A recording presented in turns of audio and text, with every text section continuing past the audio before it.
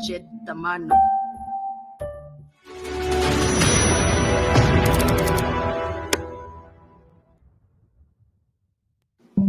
Ano nga ba ang totoong nangyari? Sina Tamano at Castro ay mga aktivistang napabalitang dinukot di umano sa barangay Lati o Riyutaan noong ikalawa ng Setyembre taong 2023. September 12, sumuko ang dalawa sa 70th Infantry Battalion ng Philippine Army. Ayon sa naunang salaysay ni Jonila, habang siya ay kasapi ng anak bayan, siya ay naging kasapi rin ng semi-legal team ng Lino Blast Command NPA na kumikilo sa munisipalidad ng Porac at Florida Blanca sa Pampanga at ilang bahagi ng Bataan. Ano yung posisyon mo doon?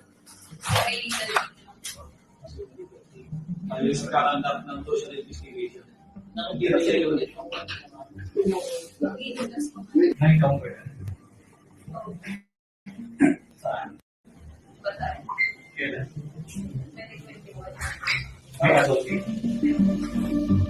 Ayon sa kanila, sila ay tumakas sa kanilang mga kasama dahil gusto na nilang makapiling ang kanilang pamilya at mamuhay ng normal.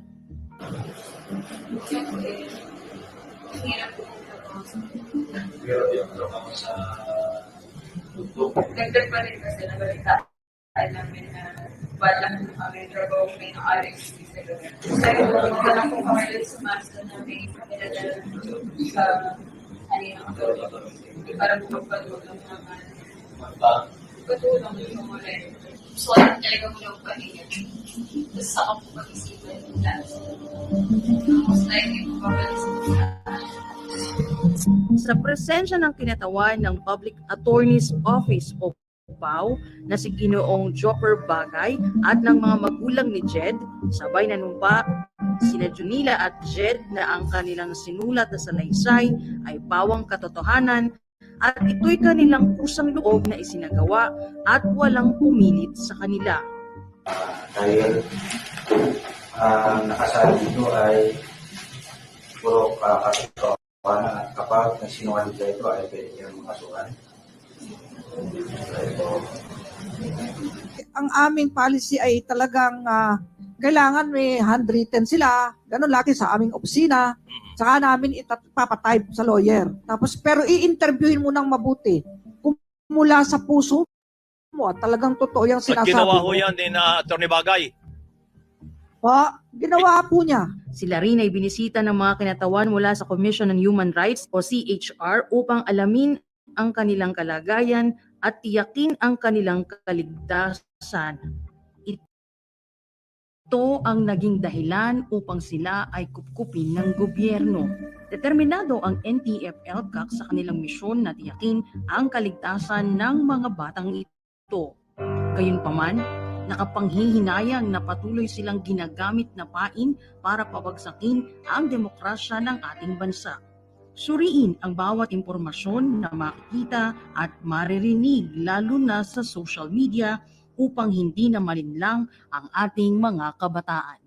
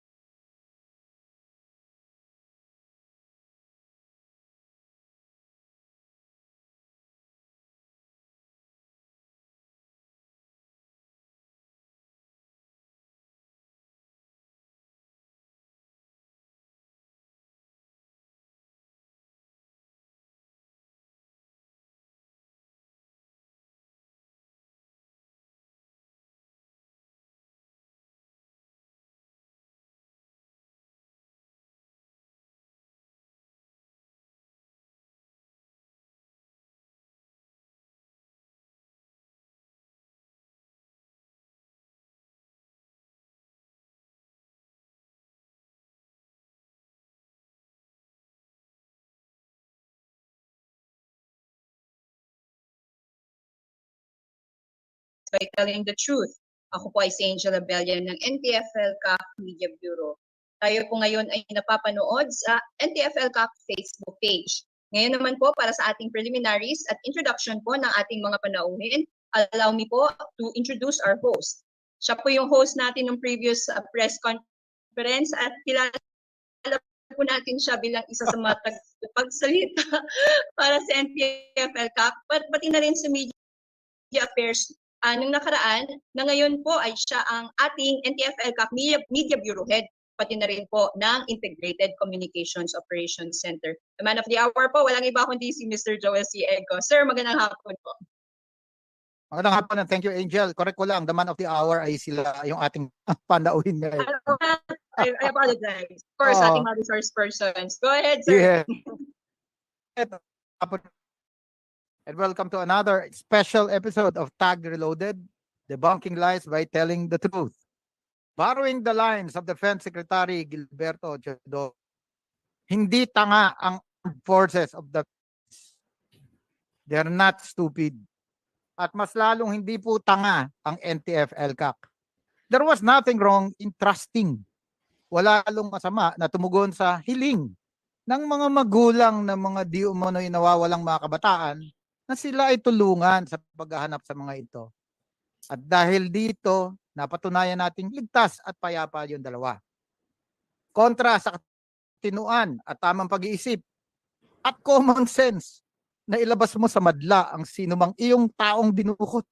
Sa madaling salita, the NTF-ELCAC acted on good faith and had put premium on the strength of the affidavits signed by the two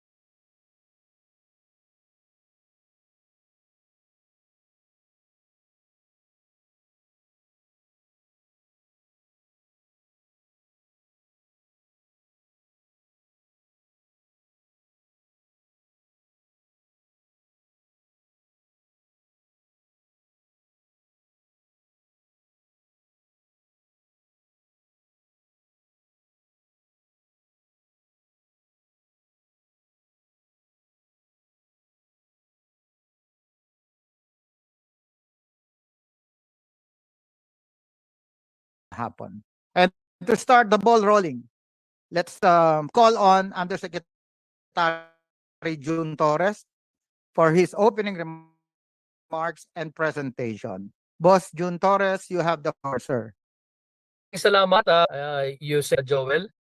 Magandang hapon po at lahat na nandito ngayon sa ating press conference, particularly kay Attorney James, kay Attorney Cliff, no? Nakasama natin ngayon na magbibigay liwanag sa PIN tungkol dun sa dalawang kabataan nga na nasa press con noong Tuesday, no? Ng kanilang mga statement. So I'd like to start, Joel, by saying that yung press conference ng Bulacan is imbued with a tremendous amount of good faith. Particularly good faith coming from the different agencies of the government who made their commitment to help out these two young ladies to be given an opportunity to be mainstream to our society, no? Because admittedly in their affidavits, no, they were members of the CTGs or communist terrorist group in different capacities. But we were betrayed, unfortunately, through a web of deceptions. Their parents were betrayed. People who expressed their willingness to help were betrayed also. Even our legal system apparently is being betrayed at the moment. And more importantly, yung betrayal of truth. At yan po ang ating ilalahad as we proceed in our presentation later on. Yung mga pinakita kanina, hihimay-himayin po natin so that we can further discuss, no, yung mga contents nung pinakita during the opening. But at this point, kagaya nga ng sinabi ko, just even before the press conference, ang NTF-ELCAC, to include its partner departments, agencies, no, including the security sector, we were very much willing to provide security, comfort, and the needed support for these two young ladies. I'm referring to Jonila Castro and no. Just for the information of everybody, as our mandate, no, National Task Force NTF-ELCAC, our mandate is to harmonize the efforts of the different departments, agencies of the government and its stakeholders, no, to come up with a program, with activities para makatulong po sa ating mga kababayan, ano, to address the root causes of insurgency, ika nga, for peace and development. Kaya true to our mandate, nung may dalawang lumutang na sumuko po sa ating gobyerno, we right away sought the assistance of different agencies to include the DSWD, nandoon po ang CHR, ang PAO natin, nandoon, ang security sector natin, referring to the PNP and the Armed Forces of the Philippines, and of course, yung local chief executive doon sa area. First, kung saan po sila nag-surrender, yung mayor ng Angat, Bulacan, and then later on, dun nga po sa conference, kung taga saan yung dalawang kabataan na to, yung mayor ng Plaridel, Bulacan. So everybody was very happy because we thought we have saved 2 more souls in falling into the trap of the CPP, NPA, NDF. But as we have observed, as it developed during the past days, parang nagkaroon po talaga ng deception, mukhang pre-planned yung nangyari, and we are now ready to share to the public all of these things that we have experienced with this organization, which was represented by these 2 young ladies. I would like the public to know also that right after they surrendered, we communicated with their parents. And immediately, yung parents po ni Jhed Tamano, her stepdad, si Mr. Manalastas, and the wife, Glenda, came over right away. Kaya yung pong pinapakita kanina sa video, talagang na-miss nila yung isa't isa dahil apparently months na hindi umuwi sa kanilang bahay si Miss Jhed Tamano. Unfortunately, yung pong magulang naman ni Jonila Castro ay hindi po nagpakita despite the several calls coming from yung pong guardian ng ating yung dalawang bata, no. They committed to be there as I was told, pero they failed to show up, no, for reasons that I still do not know. Nagkita na lang po sila after na ng press conference, and that was almost immediately after press conference. So we would probably like to know where they were in between. And then the mayor of Plaridel, Bulacan, because prior to the press conference, I was in Davao region kasi, no, attending to the first anniversary celebration of the insurgency-free declaration of Davao Oriental at that time. So I called them, my staff, my directors were there also, and everybody was jubilant. Even the two young ladies, no, they were already talking about how to go forward. And they were talking about possible scholarship, how can they be helped, and a host of other things. So nagtatawanan na po sila, no? Masasaya yung atmosphere. Kaya po, yun nga, we were quite hoodwinked. We were blindsided. Hindi po natin talaga inaasahan na mangyayari yung mga ganito. At yan ay masasaksihan yung mamaya as we show to you the video recording of the different events that transpired during those days, no, for the past 3 days.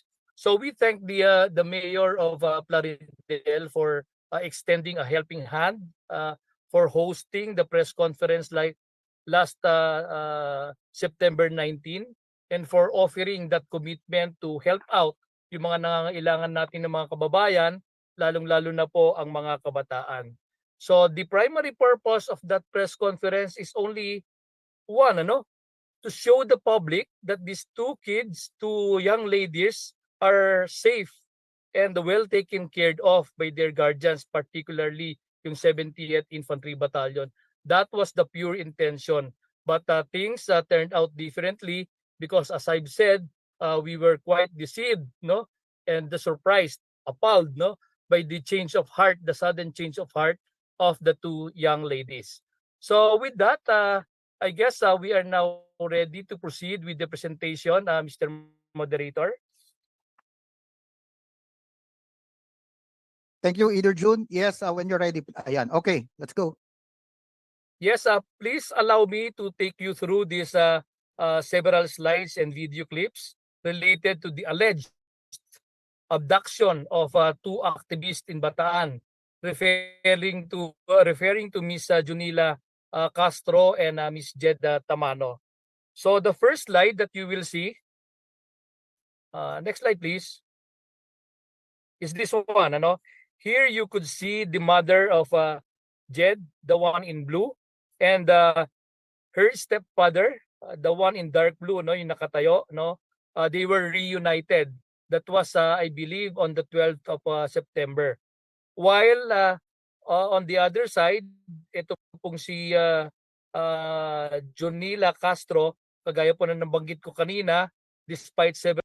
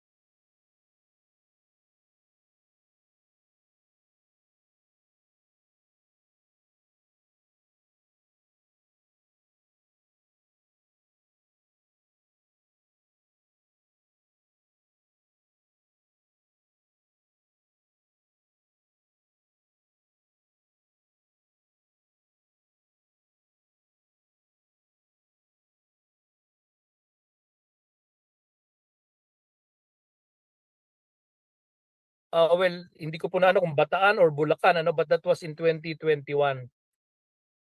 So later on, we will show to you the handwritten affidavits also of the two.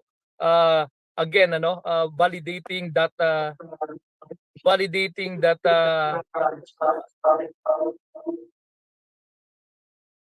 that statement of Miss Jonila Castro. Can we go to the next? No,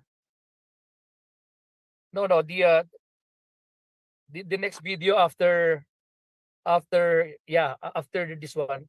Here we can see the that they were not forced to make sworn statement. No, after this one.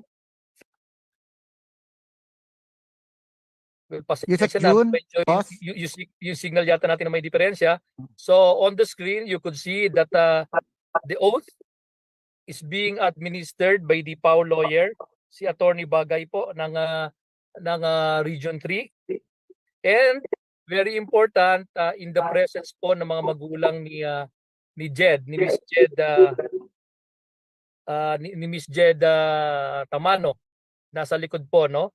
So what is being shown here is that they were the affidavit was validated and voluntarily admitted, ano, yung mga statement doon by the two ladies in front of the PAO lawyer and the parents of Miss Jhed Tamano.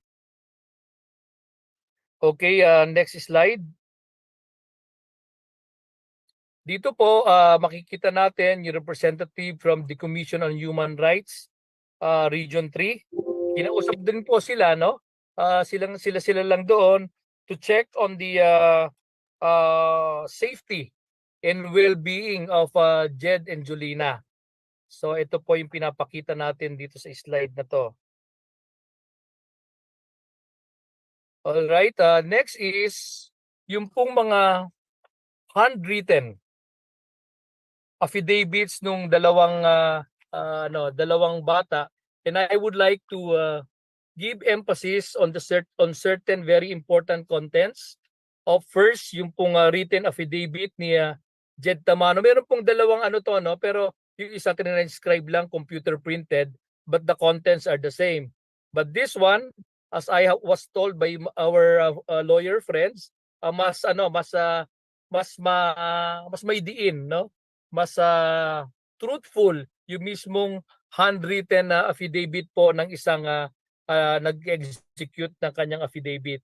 So shown on the slide is the handwritten affidavit of Miss Jhed Tamano. Among the things that she claimed here is full-time na organisador noong huling linggo ng Mayo taong 2023 at miyembro ng Kabataang Makabayan. She also alleged that buwan ng Hulyo ay nagkaroon ako ng kasama na si Jaja. Yung pong alias Jaja turned out to be Miss Jonila Castro. So meaning nung Hulyo lang po sila nagkakilala ni Jonila Castro. At nabanggit din sa affidavit na yan ay napagpasyahan naming kausapin ang isang masa na kontak ni Jaja sa Pampanga upang sabihin ang aming planong umalis sa kinabibilangang organisasyon at kalaunan ang pagsurrender sa otoridad. At ang mga binigay niyang rason dito ay panganib sa aming seguridad, personal na rason, at binanggit din dito ni Jhed na sumusuko ako sa mga otoridad dahil sa banta ng kapahamakan ng ibang grupo na galit sa amin, paghihirap at stress, pangungulila ko sa aking pamilya sa 3 buwan kong pagkilos upang makapagbagong buhay, makapasok ng trabaho at pagsama sa aking pamilya. Tinitiyak ko na hindi na ako sasama sa mga grupo sa hanay ng CPP, NPA, NDF. Ito po yung kanilang kay Jhed, ano? And then kay Jonila, salient points sa kanyang sinumpaang salaysay ay binanggit niya na, and I quote, "Hindi totoo ang mga balita na may dumukot sa amin. kundi tumakas kami sa mga dati naming mga kasamahan. Sinabi niya na may 4 na taon na akong nasa kilusan. Organisador sa kabataan, naging hukbo, meaning nag-NPA po siya. At huli ay naging organisador ng mga mangingisda. Umikot ang buhay ko sa hirap at pangamba. Hirap dahil sa gutom, pagod, lungkot, sa pagkawalay sa pamilya at sa trabaho. Pangamba dahil sa araw-araw na pagtatago, higit pa nga unti-unting lumilitaw sa akin na wala namang patutunguhan ang lahat ng paghihirap na dinanas at dinadanas ko kung magpapatuloy pa ako sa kilusan na pagtanto kong ayoko ng ganitong buhay. Binanggit din ni Jonila na balak na kaming trabahuhin ng grupong RHB, isa sa kalabang grupo ng NPA. RHB, kung hindi ako nagkakamali, ito yung revolusyonaryong hukbong bayan na hindi tugma sa paniniwala ng mga NPA. And lastly, she claimed also na ibinabahagi ko kay Rian. Yun po yung koda ni Jhed, Rian. Ibinabahagi ko kay Rian ang balak kung tumakas at dahilan nito, ipinaliwanag ko sa kanya na huwag na niyang hayaang masayang ang buhay niya katulad na nangyari sa akin, hanggang sa nahikayat ko siya na sumama sa pagtakas ko. Muli, pinabubulaanan ko ang mga balitang may dumukot sa amin, etc.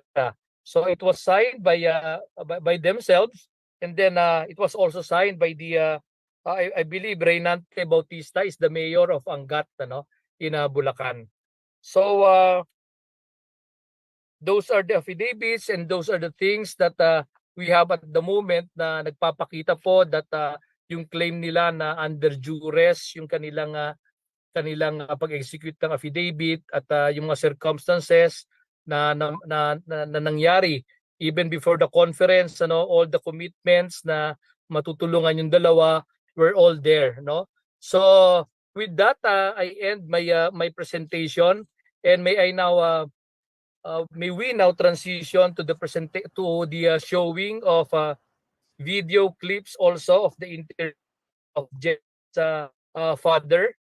stepfather, Mr. Manalastas, and a video clip of the interview of Attorney Acosta of PAO. So that's it, Mr. Moderator. Thank you for the opportunity. I'll be ready. I will be ready later on for the during the open forum. Thank you. Okay, sir. Thank you very much. That's, ladies and gentlemen, that was Undersecretary June Torres, the Executive Director of NTF-ELCAC. So before we call on our next resource speaker, as mentioned by Yusek Torres, we're going to play the videos containing the interviews, TV or radio interviews on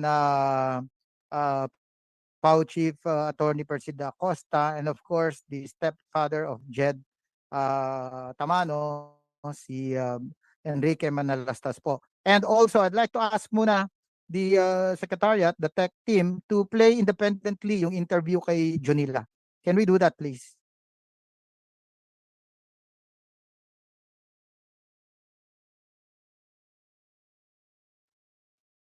Pumunta na po kami dun sa Madison na may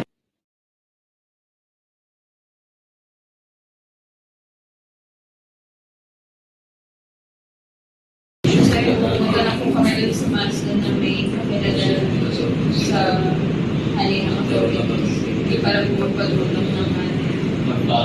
Patulong sa mga Talagang may plan na kayo talaga na mag-surrender. Dagdag pa rin kasi nabalitaan namin na wala na kami trabaho kami ng RHB sa lugar.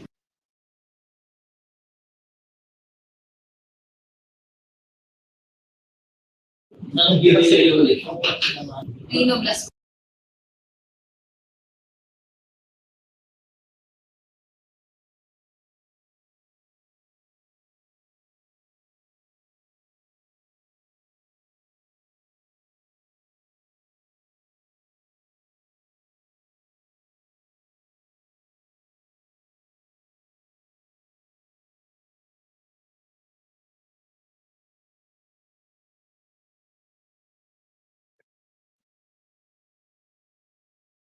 Okay, and now we play the interviews. Meron pa pala. Sorry. Sige, play that one.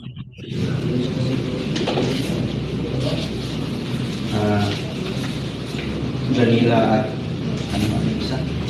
Jhed, Tamano. Nabasa niyo po yung mga salaysay niyo. Nakasan ko yun. At tinanong nung paano sa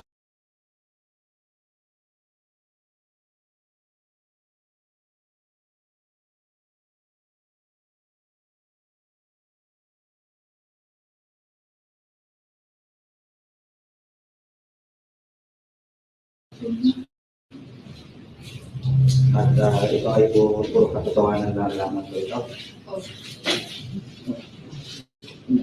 Masabi po dahil nakasabi dito ay puro katotohanan at kapag nagsinungaling kayo ito ay pwede kang makasuhan.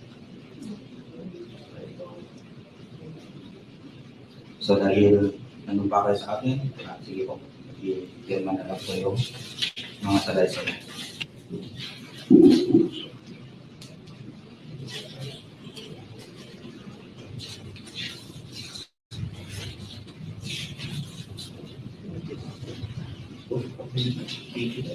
Ayan po, habang pinipirmahan yan, if I may take note lang, Yusek June, andon yung parents ni Jhed. Tamano, yung pong nasa likod ay ang nanay at ang kanyang stepdad. At kung may dagdag ko lang, Mr. Moderator, Go ahead, sir. nakausap natin yung yung mga magulang ni Jhed at nabanggit niya sa akin na yung handwritten affidavit at saka tong computer printed affidavit, ilang beses niyang tinanong yung mga bata kung meron silang gustong baguhin doon, kung talagang galing sa kanilang puso yung mga nakasulat doon, and they said yes. Yan yung binanggit sa atin ng stepdad ni Jhed Tamano. Okay. Thank you, sir. Tech team, now Yusek June will proceed with the showing of the interviews.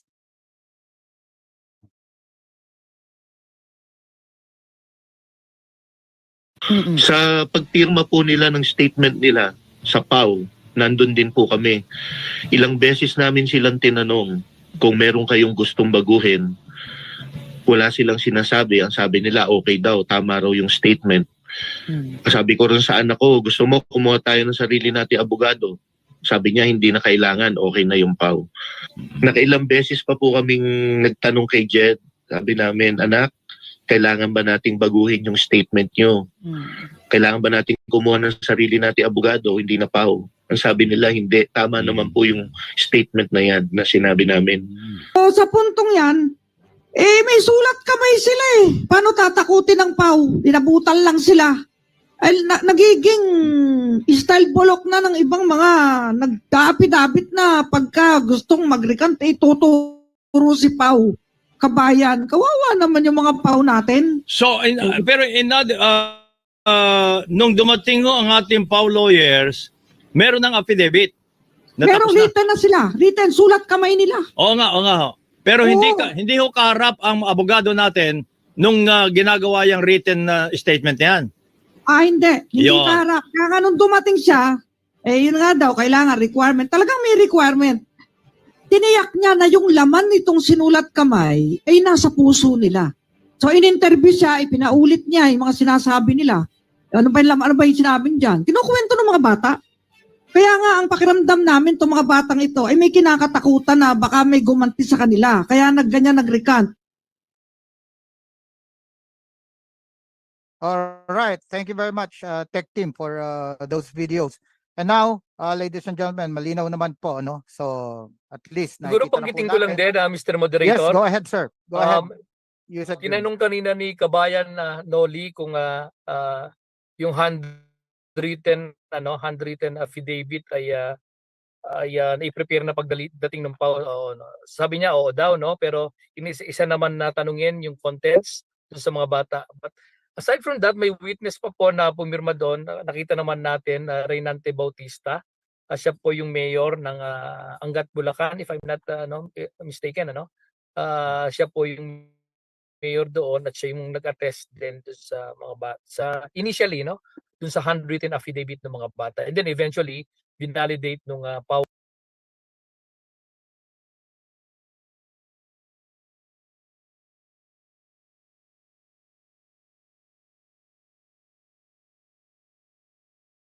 ay i-prepare na pagdating ng PAO.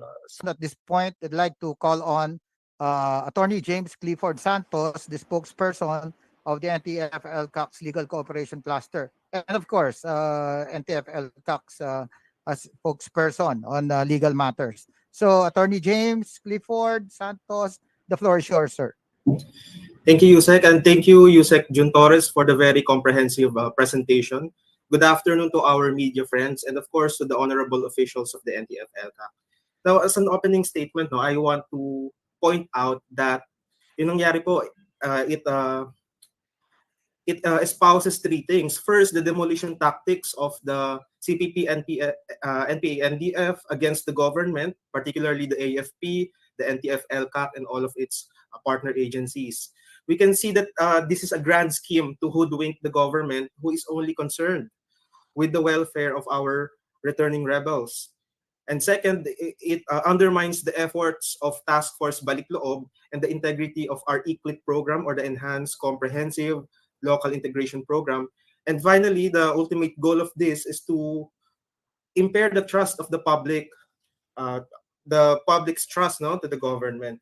Now, I want to discuss yung the immediate remedy that we can resort to given this injustice caused by Jonila and Jhed Tamano. Well, we can file a criminal case for perjury. And I want to explain this further. As ruled by the Supreme Court, there are 4 elements of the crime of perjury, and one by one, we will dissect this kung paano po magpo-fall dito sa case nila Jonila and Jhed. The first element of perjury is the accused made a statement under oath or executed an affidavit upon a material matter. Well, this is a very obvious element because the two ladies here, they executed a sinumpaang salaysay before a PAO officer, a PAO lawyer who is authorized under the law to receive and administer oaths. And yung sa sinumpaang salaysay nila mismo, they have a statement here, and I quote, "Matapos makapanumpa ng naaayon sa batas ay malaya at kusang loob na nagsasalaysay." And second, the second element, the statement or affidavit was made before a competent officer authorized to receive and administer oaths. PAO lawyers are empowered under RA 9406 to administer and receive oaths in the performance of the regular course of duty. And the third element, the gravamen of the crime, this is important, the statement or affidavit, or in the statement or affidavit, the accused made a willful and deliberate assertion of a falsehood. Yusek Torres earlier quoted some of the salient points of their handwritten affidavit. This time, let me quote the pertinent paragraphs, where they expressly told and they expressly stated under oath that they were quote-unquote hinatid at sumuko sa mga otoridad. Let me quote first the statements made by Jhed Tamano. In paragraph number 9 of her sinumpaang salaysay, she said, "Nakusang loob kaming sumuko sa mga otoridad dahil sa mga bantang kapahamakan at hirap na aming dinanas sa aming trabaho bilang mga nag-oorganisa." And this is followed by paragraph 10 where she said, "Nakusang loob kaming sumuko sa mga otoridad at hindi kami dinukot o hinuli ng kahit sino man at alam po ng aking mga magulang kung nasaan po ako ngayon." And finally, she said here in the last paragraph, na sa ngayon kami ay mananatili muna sa kustodiya ng 70th Infantry Battalion ng Philippine Army sa DRT Bulacan para sa aming seguridad. At habang pinoproseso ang mga dokumento namin bilang mga former rebels alinsunod sa balikloob program ng pamahalaan. Meanwhile, under the sinumpaang salaysay of Jonila Castro, she said here, under paragraph 19, September 12, 2023 ng umaga, hinatid kami ni Ate Bea. Itong si Ate Bea, ito yung person na kinontak nila na tutulong daw sa kanila to connect with the authorities. So she said here, hinatid kami ni Ate Bea sa pagkikitaan namin ng otoridad. Hindi na kami pinuntahan ng otoridad sa bahay ni Ate Bea dahil sa hiling niya na wag na doon mangyari ang pagkikita namin bilang pagprotekta sa kanyang seguridad. Followed by paragraph 20 where Jonila said na noong kami ay sumuko sa mga otoridad ay nagpakilala silang mga miyembro ng 70th Infantry Battalion ng Philippine Army at kami po ay dinala sa kanilang headquarters sa Pulong Sampaloc, Doña Remedios, Trinidad, Bulacan. So it is very clear from their respective sinumpaang salaysay na wala po talagang nangyaring pandudukot and malaya at kusang loob silang sumuko. Now, under the third element of the crime of perjury, the accused should make a willful and deliberate assertion of a falsehood. And the Supreme Court said that deliberately means meditated as distinguished from inadvertence. And clearly, no, yung sa nakita po natin sa September 19 press conference, nung bigla silang bumaliktad, it is tainted with malice to humiliate the government, the NTF-ELCAC, and all of the partner agencies that are present there.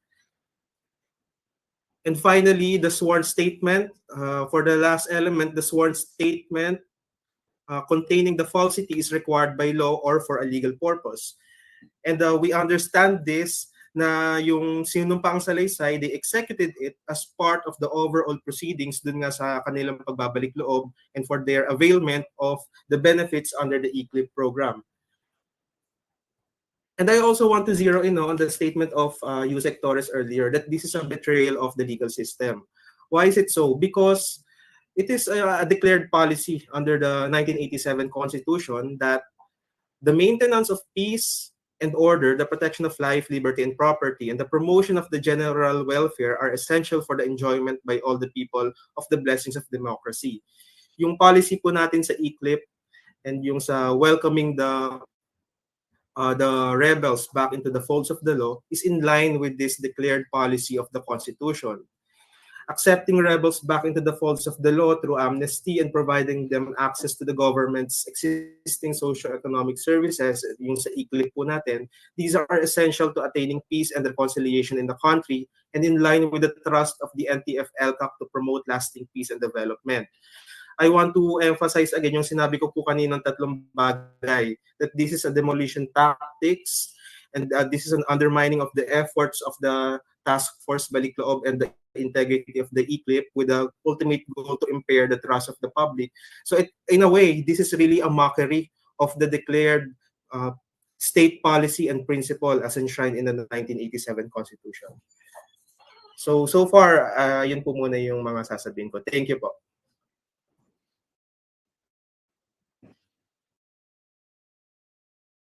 All right, thank you very much, Attorney James Clifford Santos, the spokesperson of the Legal Cooperation Cluster of the NTF-ELCAC. And now, ladies and gentlemen, mga kapatid po natin sa media, we will proceed to the open forum.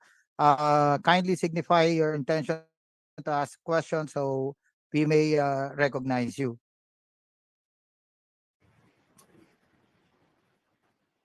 Okay, we have one question with his hands raised from Rafael Bosano. Go ahead, Rafael. You're from ABS, no? Hi, sir. Yes po. Good All right, afternoon. thank you. Go ahead. Po, from ABS-CBN po. Ang tanong ko lang po, I just want to clarify kasi po, ang sinabi there was an interview with the National Union of People's Lawyers na sinasabi nila that a coerced affiant cannot commit perjury. Ang ninonote po nila ay yung mga lawyers din daw po ng PAO ay dumating, nagawa na yung affidavit and that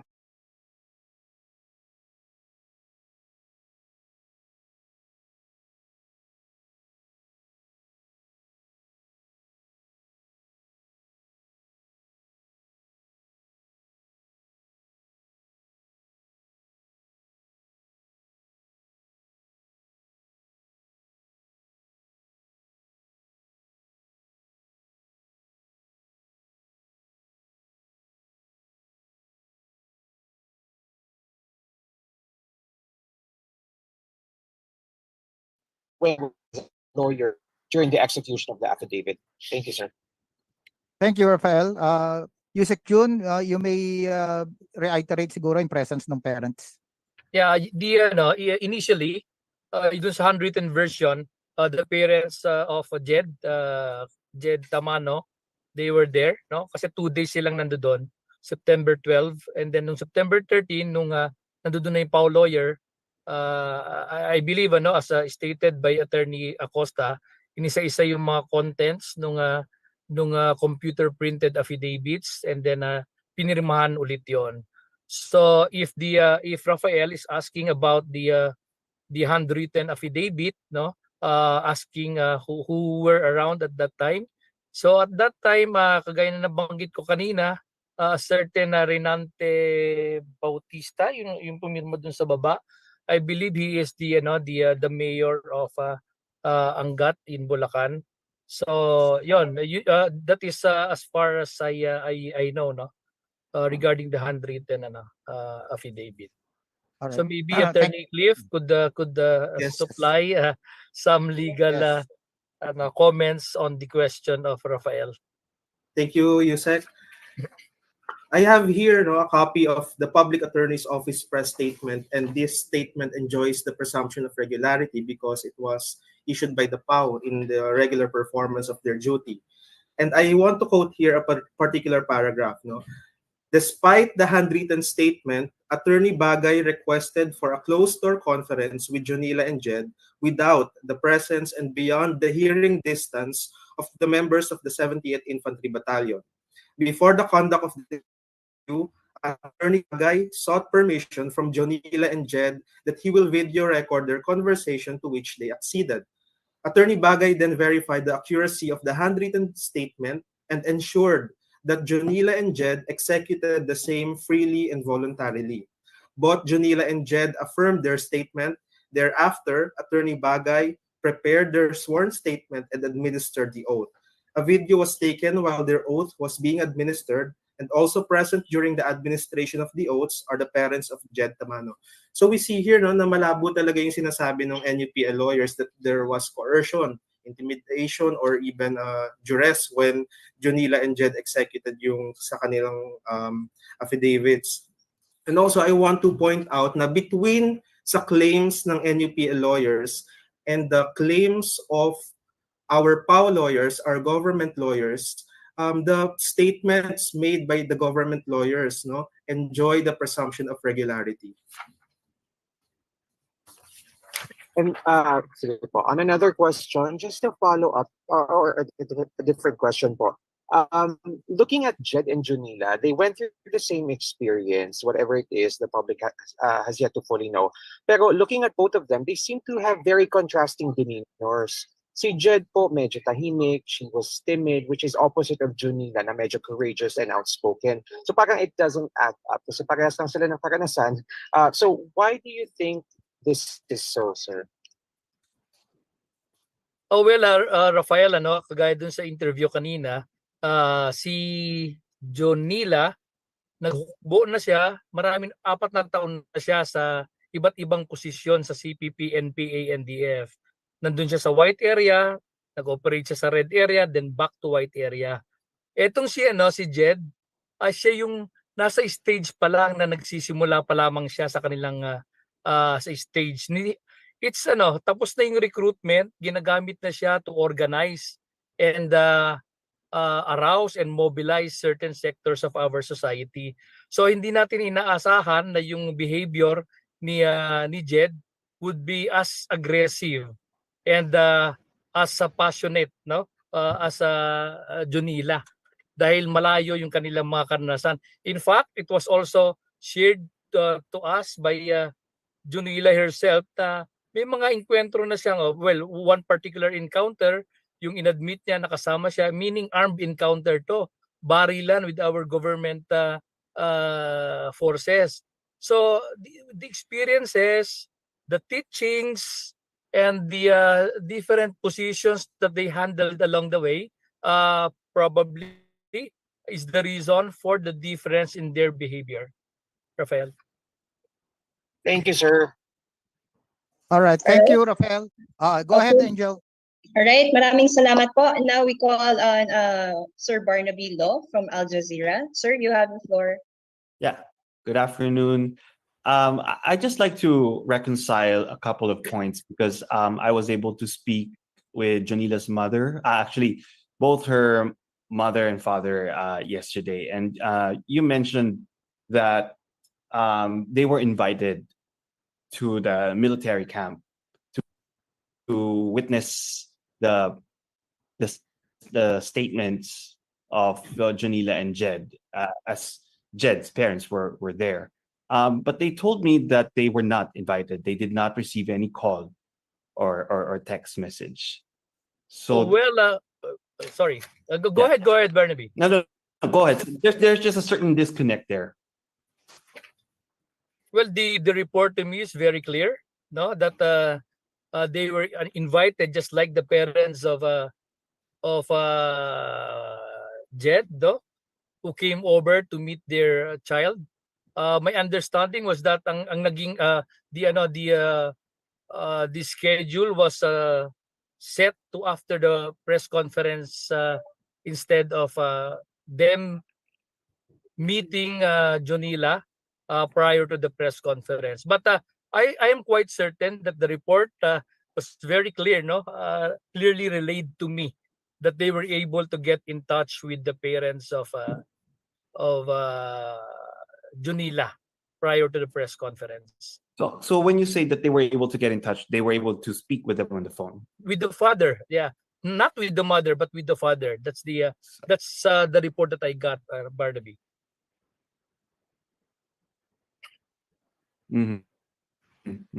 Okay, just one more question. So my understanding is how you knew that they were part of the communist armed movement is because they presented themselves voluntarily to you. They surrendered themselves voluntarily. So my understanding, and correct me if I'm wrong, is they weren't being surveilled. They weren't being targeted for arrest. And maybe you didn't even know that they were members of the communist, alleged members of the communist armed movement. But Jonila's mother also told me that before their, quote unquote disappearance, there were soldiers who were visiting their home. So, which is why she's been saying that she suspects that they were abducted, and that she believes the story of Jonila and Jhed as narrated the other day. Yeah, Barnaby, there are two different cases here. In the case of Jhed Tamano, even before they were allegedly reported to be allegedly missing, the parents already got in touch with us, asking us to help out in finding their child, because she was communicating with them through phone from time to time, but she was not physically present for quite some time already in their house. So there are some efforts already. There are some attempts trying to ask around in their in her school, in the community, in the effort of trying to find ways to know where Jhed was at that time. But in the case of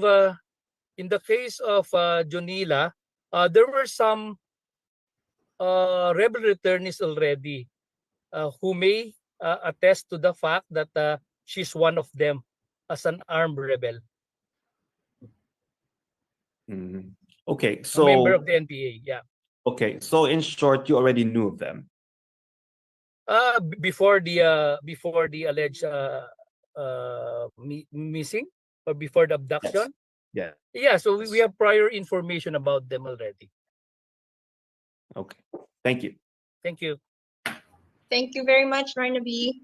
I don't see any raised hands, so I'll proceed with a question from Sir Jing Villamente of Daily Tribune. I guess this is addressed to Attorney James Clifford. Sir, ano daw po yung mga remedies ni Jhed? Angel, sorry to butt in. We have Brian Brian from TV5 and Paula Antolin.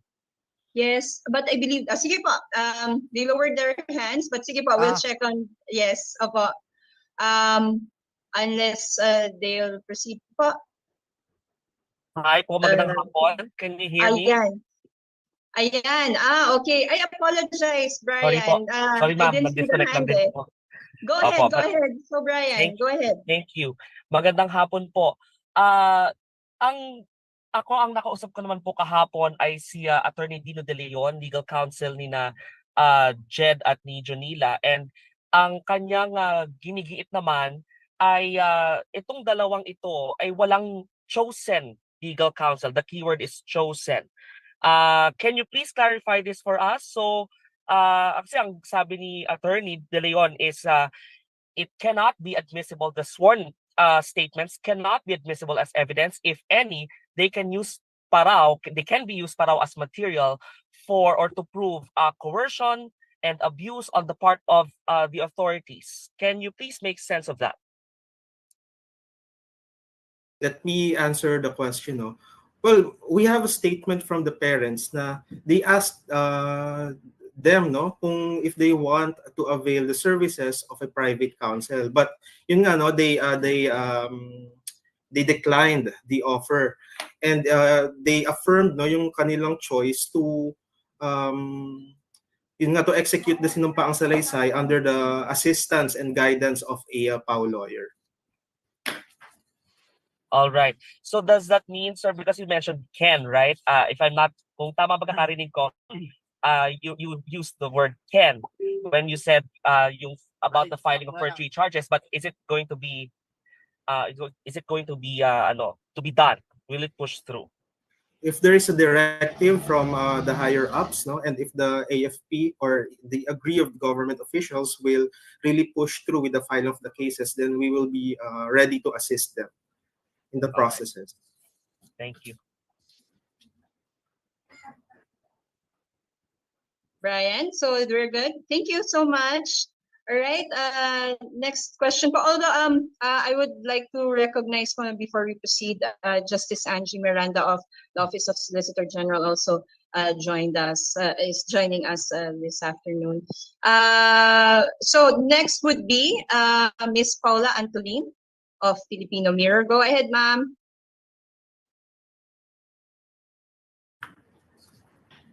Ma'am Paula, are you there? If wala po, then maybe balikan na lang po natin. We can proceed to Sir Glenn Huego po. Hi, magandang hapon. Magandang hapon po. Go ahead. Yes, ma'am, sir, tanong ko lang, nakarating na po ito kay Pangulong Marcos or may pag-uusap na po ba between NTF-ELCAC and kay Pangulong Marcos? And if so, ano po yung naging reaction niya?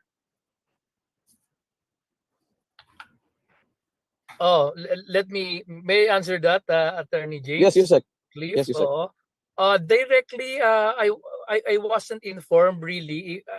I'm not so sure if it has reached the president, but I'm quite confident because of the the issue is already brought to the national level.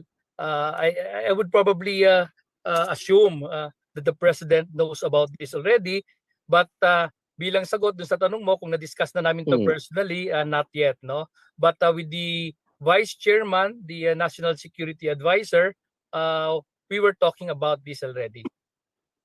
Yusek, one more follow-up lang. Isa sa tinakbuhan nila ang Commission on Human Rights, no? Taga-gobyerno rin, sir. Do you have a message, sir, sa Commission on Human Rights, sir? Or sa sino man po na tinakbuhan po nitong nung dalawang activists? Ayun, pareho rin sana yung intention ng security sector natin to secure and protect the children, no matter what the circumstances are, ay ipagpatuloy din ng Commission on Human Rights. Salamat, Yusek. Thank you. Salamat po.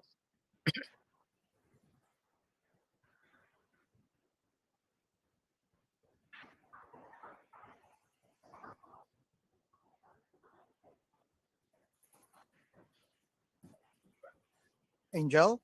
Nawala. Nawala yata si Angel. All right, to continue, let's recognize, sino lang makita ko, no? Si David Santos, David, and then to be followed by Marlene. Opo. Sir, quick, yan lang. Basic question lang, pasensya. Kasi we've been using the word hoodwinked, blindsided, we were betrayed.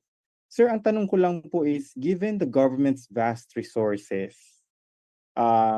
with all the funds and resources and the capabilities that we have, sir, hindi ho ba embarrassing yon for us, una-una to admit na naloko tayo ng dalawang, well, supposedly, kung babasihan natin yung narrative niyo po, no, na naloko tayo, sir. In short, hindi ba natin anticipate that they can do this? Tapos, yun sir, yung bang parang medyo for others, they would say na parang hindi naman kapanipaniwala na kumbaga the government was taken for a ride itong side in this particular case po. Thank you. May I answer that initially, Attorney James? Sure, yes. Yeah, David, we invested on trust, no? Yung mga circumstances before their surrender now. And even now, when they surrendered, tapos kaya kausap siya ng mga staff natin as reported to us, we were just so happy that another two kabataans have decided to go back to the folds of the law.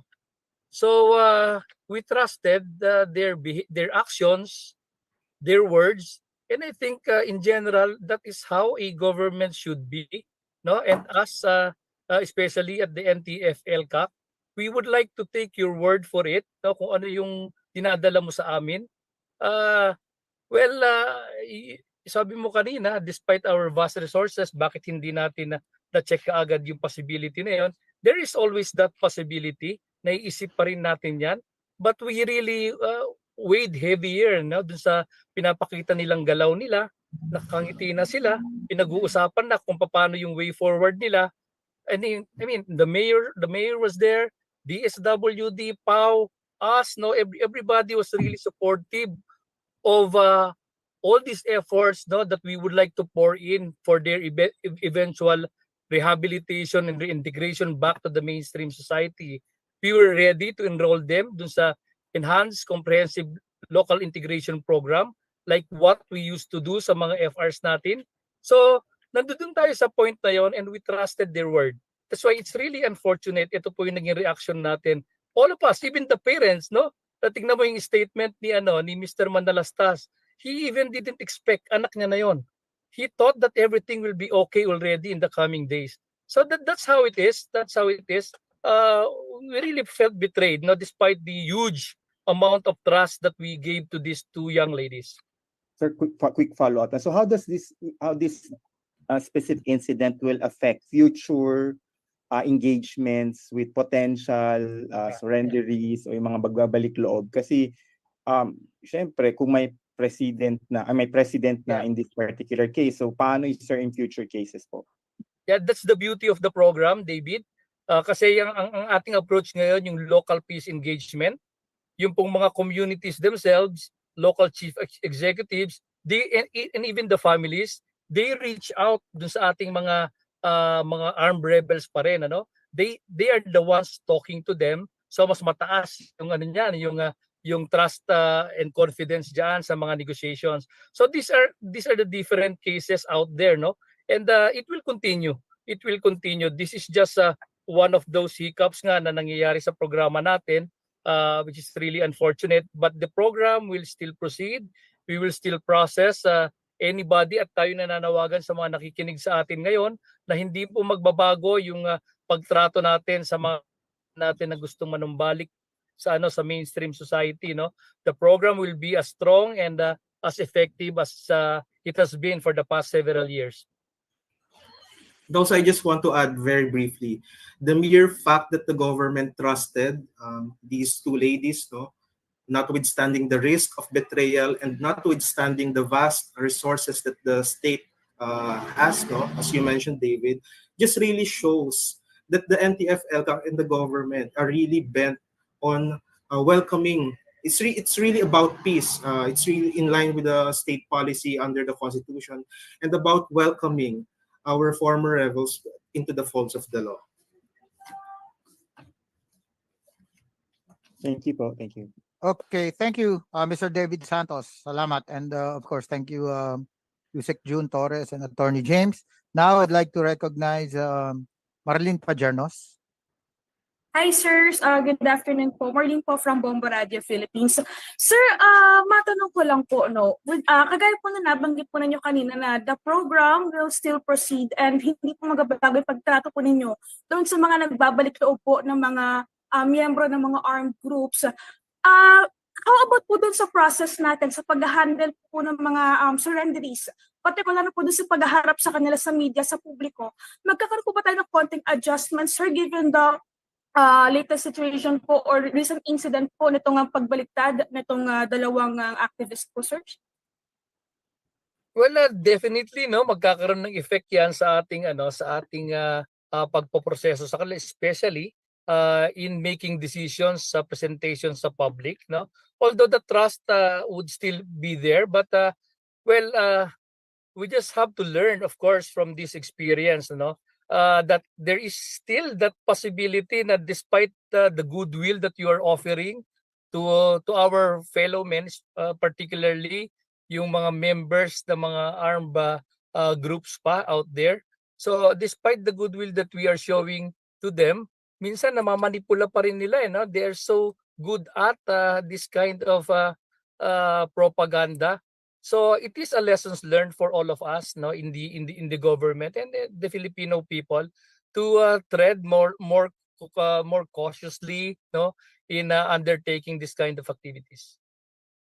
When you say po magkakaroon ng konting pagbabago, ano po yung tinutukoy po ninyong pwedeng maging pagbabago po doon sa pag-asa publiko po nitong mga addicts surrenderies, sir? Well, of course, siguro yung yung pagche-check sa kanilang maigi, mga ganyan. Sometimes sabi nga natin lasting peace is the price of eternal vigilance, hindi ba?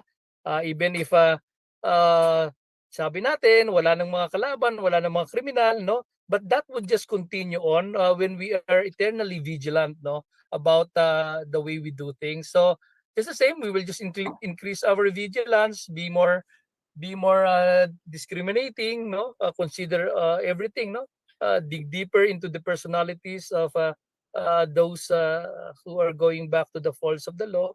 So ganon, but just the same na kasi it has to be a balance between building trust and confidence, and on one hand, and on the other hand naman, you to be very cautious, that things like this would not happen again.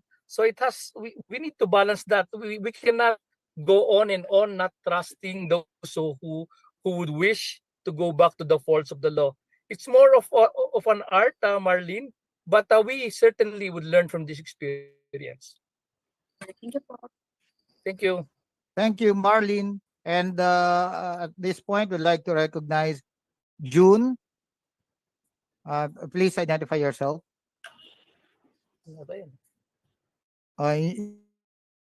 June's iPhone lang kasi nakalagay. Parang akin yata yan. Baka ba't may reaction na ganyan? May napindot yata ako. Baka sa'yo yan. I'll Baka bring sa'yo it yan, down boss. siguro. Paano ba to? Sorry. Ibang June. Well, I believe it's mine. No.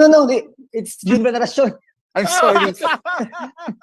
Pare, ikaw pala yan. June I'm so sorry. Veneracion from GMA. May culpa. Go ahead. June, I'm sorry. Sorry, I wasn't able to call you back yesterday. I was still filled with a lot of things. Sorry. No, it's okay. I know you have a full plate. Yusek Torres, sir, magandang hapon po. Can you walk us through the process? Paano umabot sa punto na, sige, let's present them to the media. And looking back, meron bang konti sandali, meron bang regrets na kung sana hindi natin pinresenta? Mali yata yung move na yun. Yusek June? Well, kagaya ng sinabi ko kanina, there is something that we can learn from this experience, no? The presentation to the media is just to tell the purpose, no? The purpose of presenting them to the media is to let the public know that these two kids, these two young ladies are well taken care of and they are safe. That's all. That's all that we wanted the public to know about, no? But unfortunately, nangyari nga yung hindi magandang nangyari. We just have to, face it squarely and deal with it and learn from it. So, in a way, may admission na wrong move yun, Sector? I won't say that it is a wrong move, no.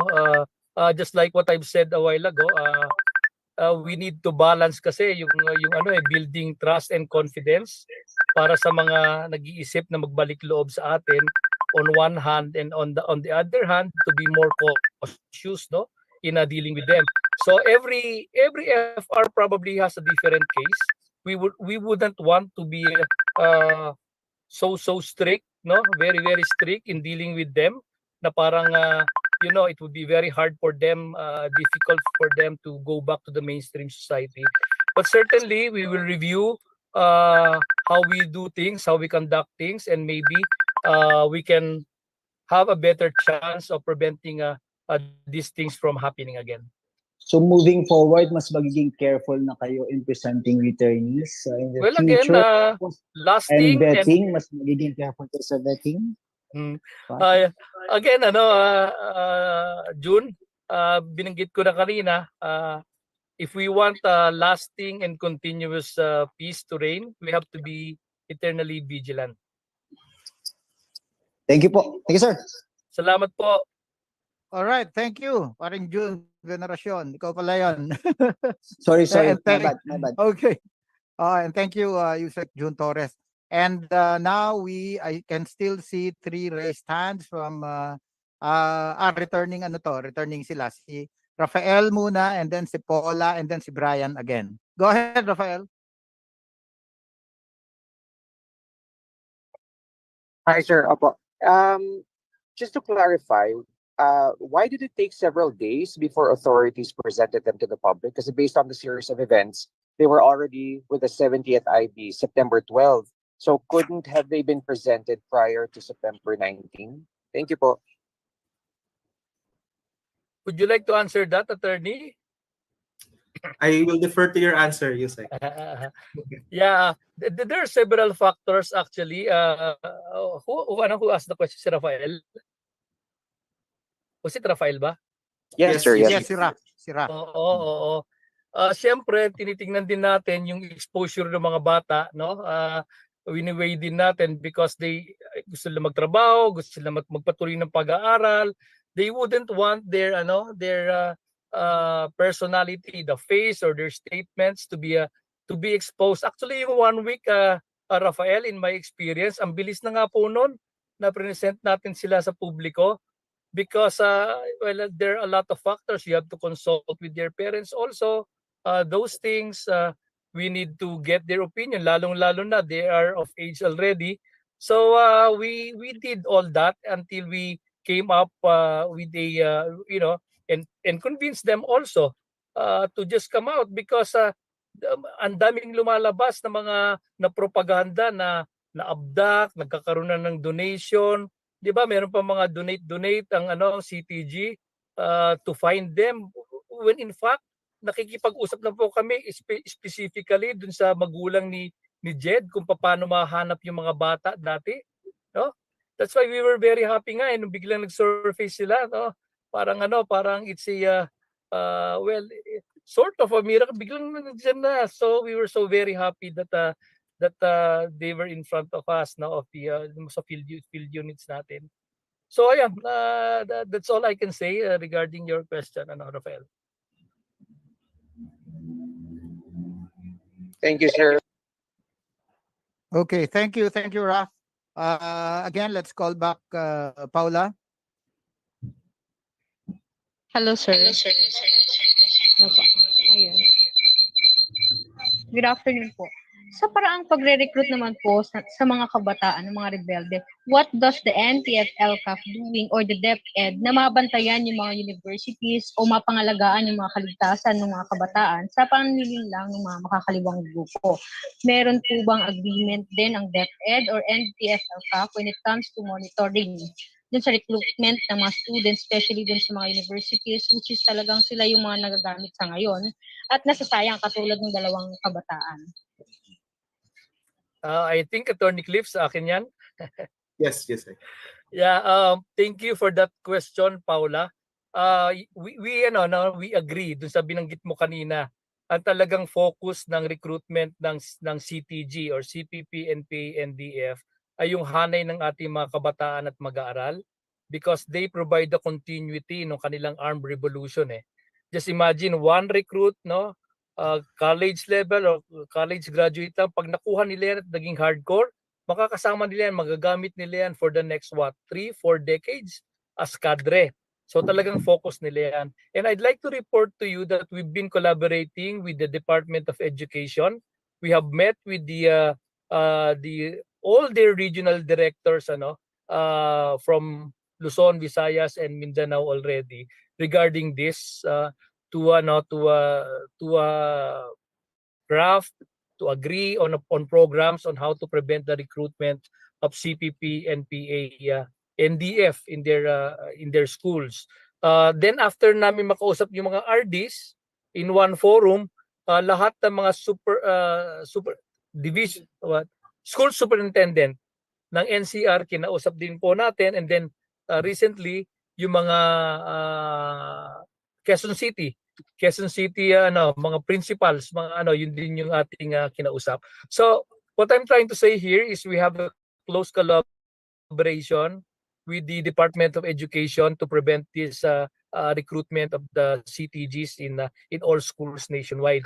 Napaka-importante po na one of the mandate natin sa gobyerno, particularly kaming mga miyembro ng NTF-ELCAC, ay to serve and protect the Filipino people, particularly the youth, no?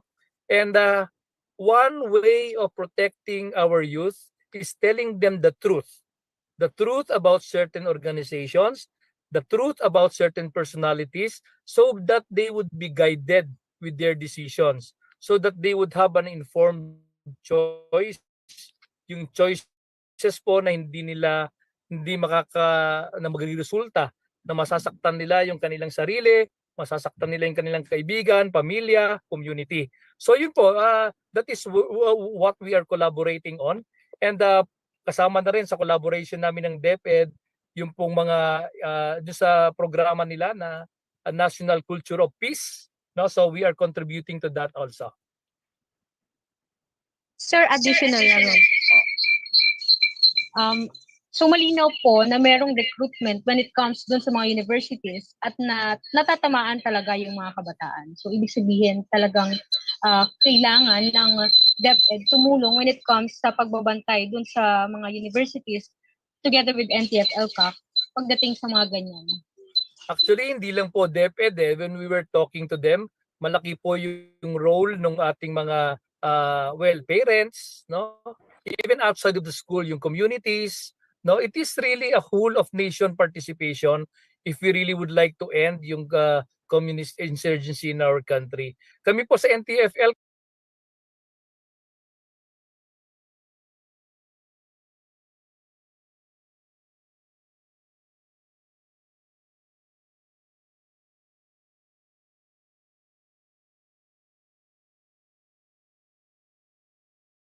is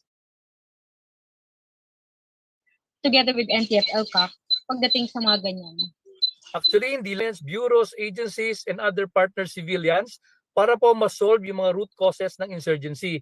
Meaning, i-harmonize natin yung mga peace and development programs nang sa ganon magkaroon ng patuloy na pag-isolated and disadvantaged areas natin para inclusive po yung paghahatid natin ng kapayapaan at kaunlaran sa ating mga kababayan. Thank you po. All right, thank you. Thank you, Paula, and Yusek June again. And we're down to the last two questions. So we will end with a question from Jairo Bolledo. But before him, let's call back again Brian Basa from TV5. Thank you for having me again. May habol lang po ako because yesterday, when I spoke to Director MJ Chico, is also here. Hi, sir. Meron daw kasing background check na ginawa ang militar kina Castro at Tamano. Can you tell us more about this? What have we found out? What has the military found out? Well, Brian, to tell you, frankly, I haven't received the feedback, the report yet on their background. But yung mga binanggit po kanina, yun yung alam natin sa kanila, no?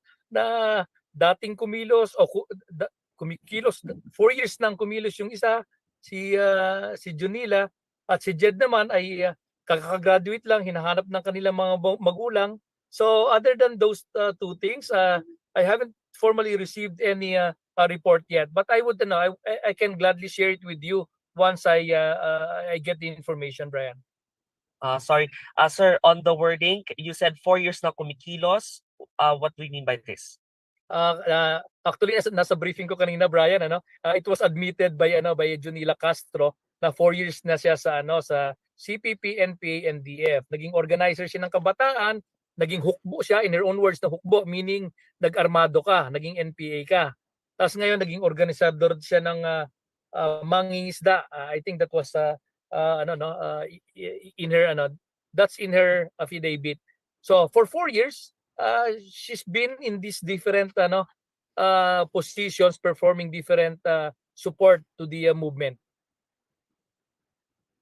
All right, sir. Thank you. All right. Thank you. Okay, thank you, Brian. Thank you once again, Yusek June. And now we're down to the last, but not the least, no, to ask a question. After him, we're going to proceed to the the final remarks of our guest. So Jairo Boliedo, you're recognized. Thank you, sir. Thank you, Sir Joel. Good afternoon po, Yusek. Jairo Boliedo po from Rappler. Just one question lang po, Yusek. Magpupursu pa po ba ang NTF-ELCAC and the AFP with the perjury complaints against the two, given that lagi po nating sinasabi na we're concerned about the two's well-being po? Thank you, sir. Well, I guess that would be best answered by my co-panelist here, Attorney Cliff. Kindly address the question of Jairo, please. Thank you. Jairo, it's a possible remedy, and it's up to the officials who were aggrieved by the recantment of the statements made by Jonila and Jhed if they want to really pursue the case. Kami naman sa LCC, the OSG, will be ready to assist if they want to file a case. But ultimately, the decision to file a case will really rest on those officials who were aggrieved by their acts.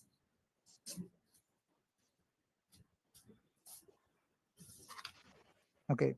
Jairo, do you have a follow-up? No, okay na po, sir. Thank you so much po.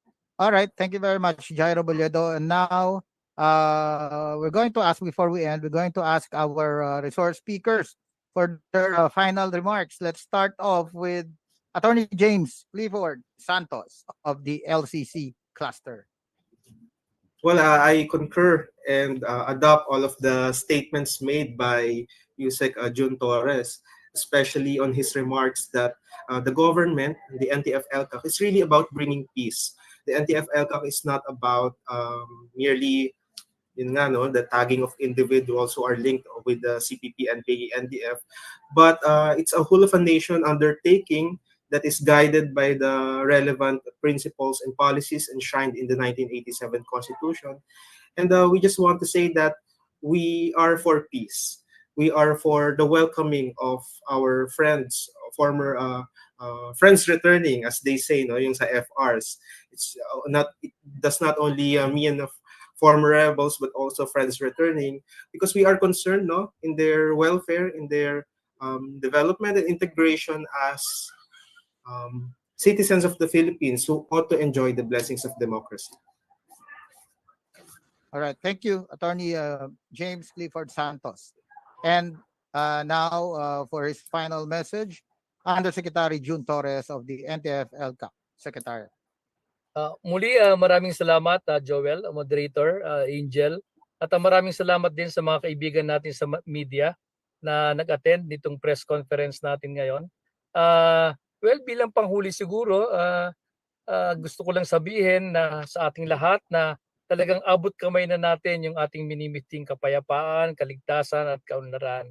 So despite from time to time may mga ganitong nangyayari, I would like to tell you that we remain committed, yung inyong National Secretariat of the NTF-ELCAC, we remain committed to continue to tread the path of unity, peace, and development at all costs. And that Ms. Tamano and Ms. Castro's safety and well-being are of primordial importance to us. So sana po ang aming mandato, makakaasa kayo, we will continue on harmonizing, synchronizing all the government efforts, no, to address the root causes of insurgency. Kasama na po dyan ang poverty, mal-education, kakulangan sa mga problema natin sa kalusugan, no, infrastructure. So all of these things we will do to eliminate the issues that are being exploited by the CPP, NPA, NDF. And with the help of each one of us who are present here, our friends, no, and of course our partners in the government and in the civilian sector, lahat pong ito ay kakayanin natin at mapagtutulungan po natin. And I could already see na it is very soon that we would be able to defeat finally this insurgency. So tulong-tulong lang po tayo para sa isang matatag, maginhawa at panatag na pamumuhay para sa lahat ng Pilipino. Muli, maraming salamat po. All right. Maraming po salamat, Undersecretary June Torres, the Executive Director of NTF-ELCAC, and of course, one of our legal eagles, Attorney James Clifford Santos of the Thank you. Legal Cooperation Cluster. And now we have finally reached the conclusion of this special episode of TAG. Abangan po natin ang susunod na kabanata.